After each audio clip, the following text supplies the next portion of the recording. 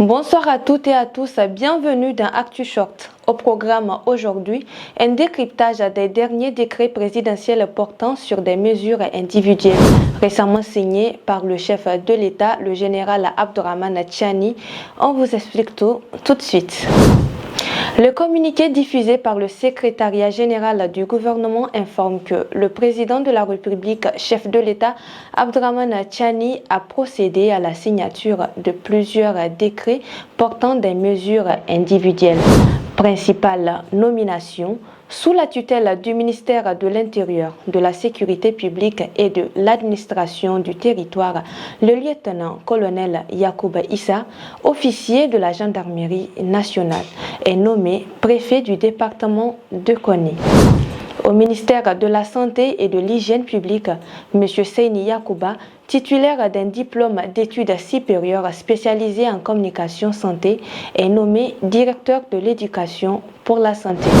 Madame Maman Rabi, titulaire d'un master professionnel en eau et assainissement, est nommée directrice de la santé environnementale.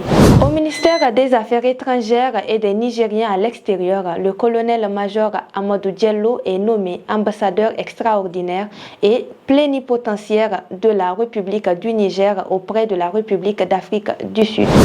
Au ministère des Mines, M. Aboubakar Altine, ingénieur des techniques industrielles et des mines, est nommé président du conseil d'administration de la société Mazumawa National Gold. M.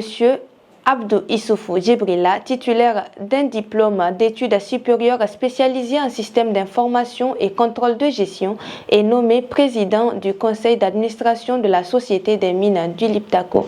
M. Sahabi Moussa, titulaire d'une maîtrise en sciences physiques, est nommé président du conseil d'administration de l'école des mines de l'Aïr et Maïr.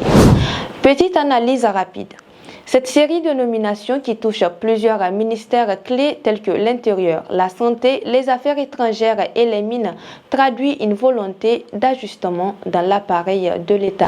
En plaçant à des postes stratégiques des profils qualifiés, l'exécutif affirme son souci de professionnalisation des responsabilités. L'une des nominations d'importance est celle de l'ambassadeur en Afrique du Sud, un pays pivot pour la diplomatie et les partenariats économiques régionaux.